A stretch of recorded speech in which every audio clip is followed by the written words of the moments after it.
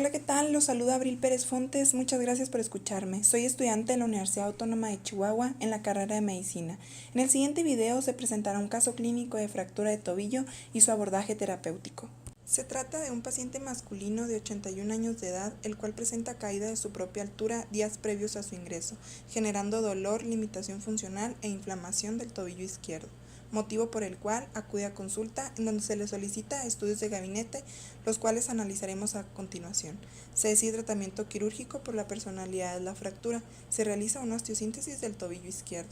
Como antecedentes de importancia, el paciente se refiere hipertenso. Presentan las radiografías de tobillo izquierdo en vistas ortogonales AP y lateral, donde se observa una fractura del malleolo lateral a nivel de la sindesmosis tibioperonea distal, sin aparente aumento del claro medial en astrágalo ni alteraciones de las líneas de Chaput a nivel de la sindesmosis. Se delimita el contorno del peroné para su mejor visualización. Se esquematiza el trazo de fractura en el peroné, el cual es un trazo oblicuo corto.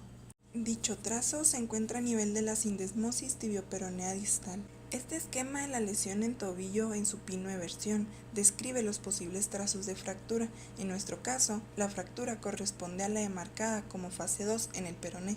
Por las condiciones de los tejidos blandos perifracturios, se opta por un abordaje mínimo invasivo para la resolución de la fractura. Se realiza asepsia y antisepsia de la zona a abordar. Se identifica el mejor punto de entrada con apoyo de fluoroscopía. Para determinar la longitud de la placa, se coloca a un lado del peroné y se visualiza con el intensificador de imágenes el tamaño adecuado de la misma. Se procede a la liberación de planos profundos utilizando un elevador de periósteo adosado a la cara lateral del peroné. Se introduce la placa de tercio de caña premoldeada por la incisión distal al peroné, corroborando su adecuada colocación bajo visión fluoroscópica. Se procede a la colocación de tornillo distal para afrontamiento de la placa, así como reducción de la fractura. Se realiza una incisión en la parte proximal de la placa para colocar el tornillo proximal y así evitar rotaciones y desplazamiento de la placa y fractura durante el resto de la cirugía. Se continúa con la colocación de tornillos hasta conseguir una adecuada estabilidad del peroné. Se obtiene control transquirúrgico fluoroscópico donde se observa adecuada colocación de placa y tornillos y una reducción del trazo de fractura. Se procede a la sutura de las incisiones para después colocar un vendaje tipo Jones para cubrir la cirugía y proporcionar el cuidado de los tejidos blandos necesarios para evitar complicaciones en piel. En la imagen de la izquierda podemos observar la pierna del paciente 2 semanas después de la cirugía, con descamación de la piel debido a lo hematizado que se encontraba la zona. Del lado derecho tenemos la imagen radiológica donde nos muestra una correcta posición de los tornillos y la placa. Las fracturas de la articulación del tobillo se presentan en el 75% de los casos en pacientes en edad productiva. En la población geriátrica de Estados Unidos, la fractura de tobillo es la tercera más frecuente de las extremidades. La incidencia anual es de 1.4 por cada 1000. En pacientes mayores de 65 años, la mortalidad por fractura de tobillo es de 8.4 en el primer año. Solo para recordar, el tobillo es una articulación diartrodial que está conformada por la tibia, peroné, astragalo y calcáneo, divididos en la articulación tibio-astragalina y subastragalina, que permiten los movimientos del pie como la dorsiflexión, flexión plantar, inversión y eversión. En este esquema publicado por Lauschhausen en 1950, podemos observar la amplia movilidad del tobillo y los tipos de movimiento que pueden realizar. Los estabilizadores estáticos de la articulación del tobillo están divididos en 4 grupos: colaterales mediales, laterales, los del seno del tarso y los tibioperoneos. Los peroneos están constituidos por el ligamento peroneo astragalino anterior y posterior y peroneo calcáneo. Aquí tenemos una resonancia magnética vista desde un corte axial en el lado A, donde observamos el ligamento peroneo astragalino anterior y posterior y el tubérculo lateral del astrágalo, marcada con el asterisco. Del lado B tenemos un corte coronal, donde se aprecia el ligamento peroneo calcáneo. Después tenemos los ligamentos tibiales que integran el ligamento deltoideo, compuesto por 3 profundos: tibio escafoideo, tibio spring y tibio calcáneo, y uno profundo, tibio astragalino. Enseguida tenemos la resonancia magnética para poder crear una imagen más clara y real de la anatomía del tobillo. En la imagen A tenemos el ligamento tibio escafoideo, en imagen B ligamento tibio spring, lado C ligamento tibio astragalino y tibio calcáneo, y la imagen D nos muestra el retináculo flexor.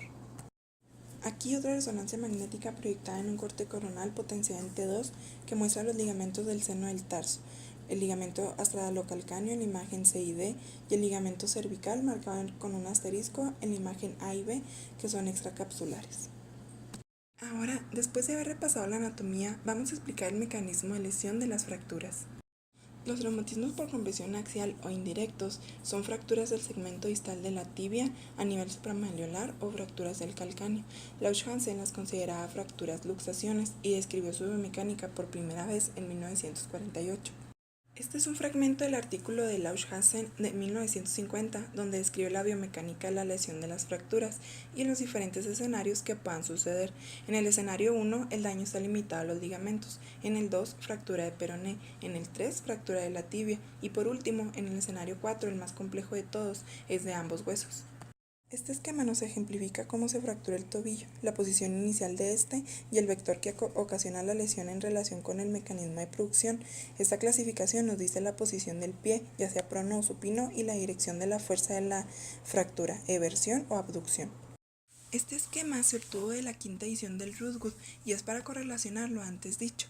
La mayor parte de los casos, del 40 al 75%, se produce una fractura en supinación-eversión, es decir, que el pie se va hacia afuera, como podemos ver en la imagen de la derecha. James Michelson puso a prueba los mecanismos de lesión descritos por Lausch-Hansen. En su artículo Ankle Fractures sometió de manera controlada tobillos de estrés hasta su fractura y comparó los resultados con los que ya había descrito Lausch-Hansen, comprobando así que a pesar de la antigüedad de los mecanismos, siguen siendo la teoría más aceptada y comprobada de las fracturas de luxación de tobillo.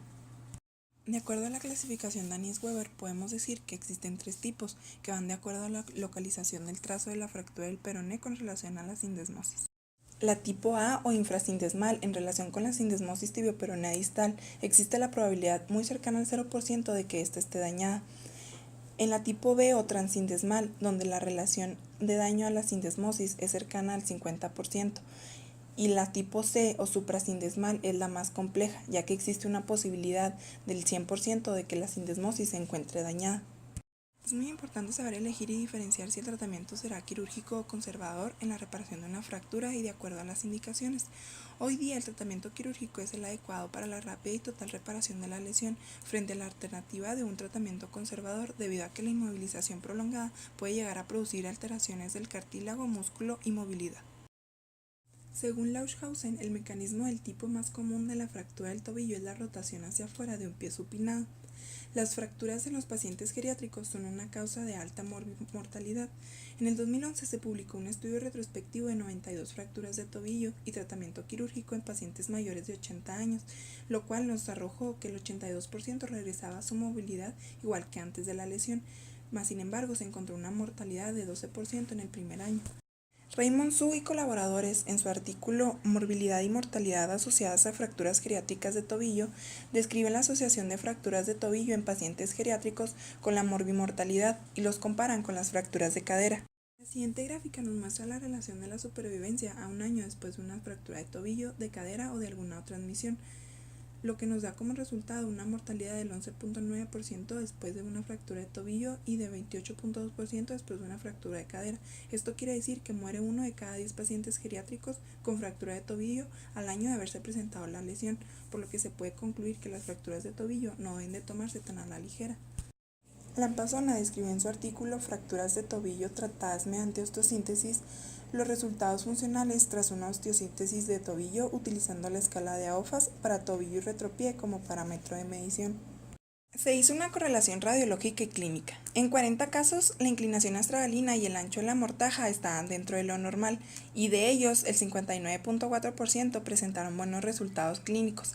En 24 casos, la medición de uno de ambos parámetros estuvo por fuera de los valores normales, y de estos, 16, el 25%, presentaron resultados de regular a malo, por lo que se interpretó que el resultado y las secuelas en el tratamiento de una fractura de tobillo dependen esencialmente de la recuperación de la anatomía, es decir, de una reducción anatómica.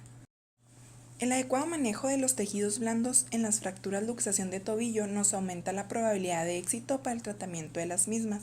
Según los principios básicos en el tratamiento de las fracturas, cualquier fractura en una superficie articular, a pesar del mínimo desplazamiento, debe manejarse de manera quirúrgica. Los estudios reportados en la literatura confirman el hecho de que el tratamiento quirúrgico ofrece un mejor resultado funcional a este tipo de pacientes.